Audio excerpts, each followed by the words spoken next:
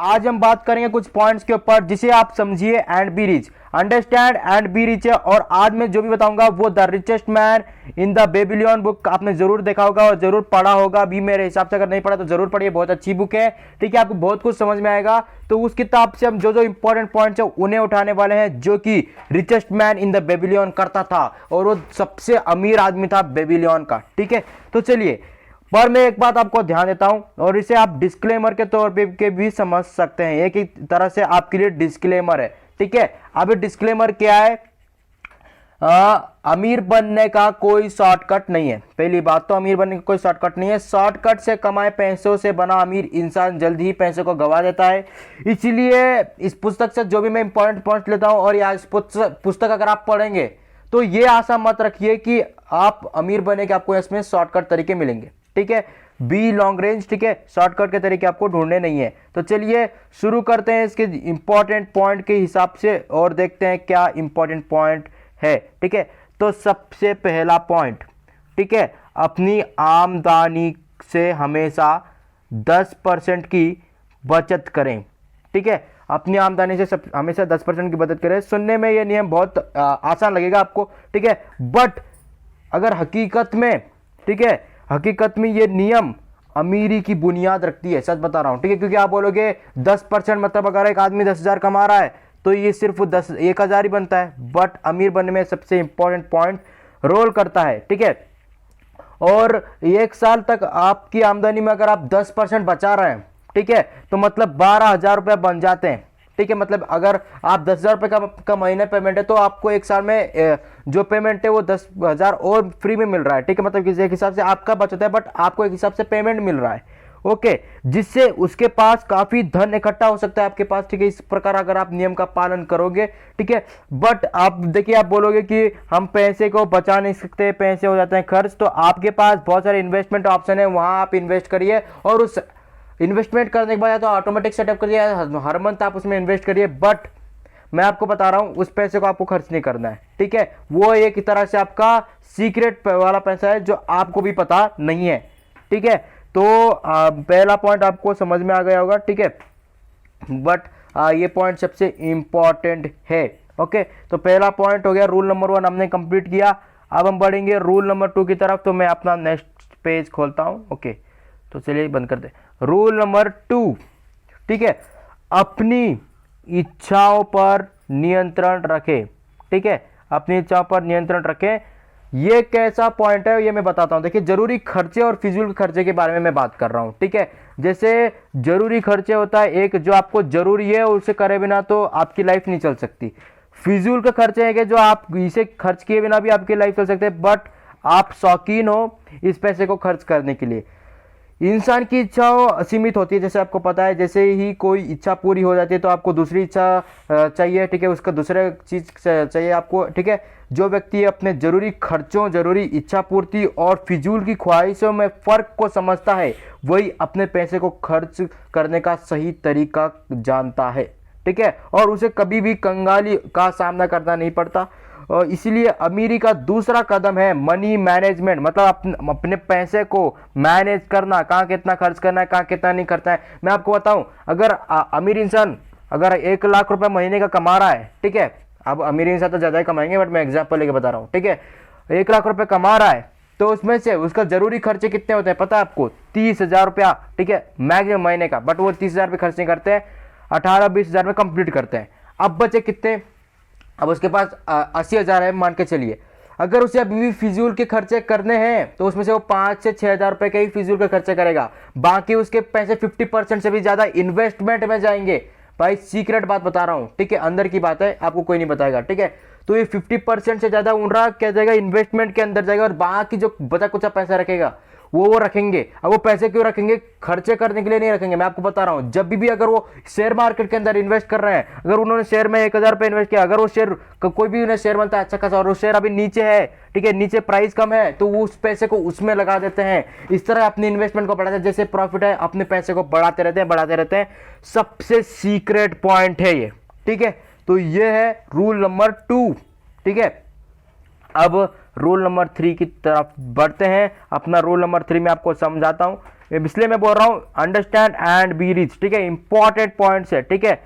और rich dad poor dad का भी बताया आई बटन में लिंक है, अगर उसे भी नहीं देखा तो उसे भी जरूर देख लीजिए, ठीक है। तीसरा, इन्वेस्ट 10%, मतलब आपने जो 10% बचत किया है, इन्वेस्ट करो, अपने बचत किए पैसे को सही जगह निवेश करें। तीसरा रूल, ठीक है। रूल नंबर 1 में हमेशा हमने सीखा कि हर महीने आपको 10% बचत करनी है, ठीक है। और रूल नंबर 3 ये कहता है कि उन बचत की गई धनराशि को सही जगह इन्वेस्ट करो, ठीक है। निवेश से आपकी धनराशि आपको कई गुना अधिक धन कमा के देगी, ठीक है। छोटे अंतराल में हो सकता है आप ज्यादा बचत ना कर पाए और आप सोचेंगे इस छोटे रकम से क्या होगा, जैसे कि मैंने बताया कि 10,000 रुपया से आपको सिर्फ 1,000 रुपया आप महीने का करोगे, आप बोलोगे ये 1,000 रुपये क्या होगा, ठीक है, और हम इससे अमीर कैसे बन सकते हैं, ठीक है। पर ये एक माया है, ये एक जादू है, एक मिरेकल है, ठीक है, ये एक मिरेकल है कंपाउंड इंटरेस्ट का। इस कंपाउंड इंटरेस्ट के जरिए और लंबे समय के साथ मिलकर एक छोटा सा पैसा कई गुना होकर एक बड़ा धनराशि बन जाता है, ठीक है, एक बड़ी धनराशि बन जाती है। इसलिए लॉन्ग टर्म में मिलने वाले अच्छे इनकम को देखें और उसमें धन का निवेश करें। इसके साथ साथ अन्य क्षेत्रों में भी आप अपना अवसर देख सकते हैं, ठीक है। मैंने बहुत सारे इन्वेस्टमेंट बताए हैं, आप किस में भी इन्वेस्टमेंट कर सकते हैं, ठीक है। और मेरा जो मेन चैनल है शेयर मार्केट के ऊपर है, उसमें भी जरूर देखिए अगर आपको मन है तो, ठीक है। अगर मन नहीं है तो आप दूसरी जगह भी इन्वेस्ट कर सकते हैं, ठीक है। बढ़ते हैं अगले पॉइंट पे जो कि है हमारा रूल नंबर 4 है ना, ओके। रूल नंबर 4 के ऊपर हम बात करेंगे। रूल नंबर 4, पैसे की हिफाजत करना और अपनी जमा पूंजी को ना गवाना, ठीक है। मतलब पैसों की इज्जत करो और अपनी जो जमा पूंजी है उसे खर्च ना करो, उसे गवाओ मत, ठीक है। अब इसका पॉइंट्स मैं बताता हूं, ठीक है।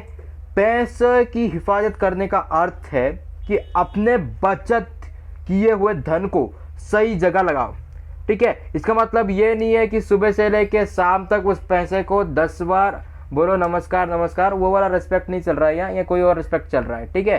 तो अब हम बात कर रहे हैं फालतू में आप इसे गवाए ना। कई बार लोग लालच में आकर ज्यादा रिटर्न पाने के चक्कर में, अगर अब मैं बोल रहा हूँ इन्वेस्ट करो, ठीक है, अब मैं बता रहा हूँ, देखिए इन्वेस्ट में कई सारे स्कीम होते हैं। आप शेयर मार्केट के अंदर ही ले लो, ट्रेडिंग नामक एक चीज आपने जरूर सुना होगा, ठीक है। और अपने पैसे को बढ़ाने के लालच में लोग ट्रेडिंग में एक दिन में लगा देंगे 10,000 20,000 रुपया, ठीक है, और फिर वो पूरे जीरो हो जाएंगे, ठीक है। क्योंकि देखो ट्रेडिंग में क्या होता है मैं आपको बताऊं, ट्रेडिंग का सिंपल रूल बताता हूं, ठीक है। पहले बार अगर आप 10,000 रुपये लगा रहे हो, ठीक है, 2,000 रुपये का आपका प्रॉफिट देगा। दूसरी बार लगा रहे हो आप 10,000 रुपया, 2,000 रुपये प्रॉफिट लेगा। अब फिर आप क्या करोगे, तीसरी बार क्या करोगे, आप 20,000 रुपये लगाओगे, इस बार आपको 4,000 रुपये प्रॉफिट देगा। बट अब आपका माइंड आ चुका है लालच में, आपके माइंड ने कहा 10,000 का 2,000, 20,000 का 4,000, अब मैं मारूंगा बड़ा, ठीक है, मैं बड़ा रकम मारने वाला हूं। तो अब मैं क्या करूंगा, अब मैं लगाऊंगा 50,000, क्योंकि 50,000 लगाने से मेरे को मिलेगा 10,000, ठीक है। आप लगा दोगे 50,000 रुपया, और आप जब उसे देखोगे ना थोड़ी देर बाद वो पैसा हो जाता है जीरो। फिर आपका माइंड चकराने लगता है, अरे भाई ये क्या हो गया, मैंने कमाया 4,000 और मैंने यहाँ गवा दिया 50,000, ठीक है।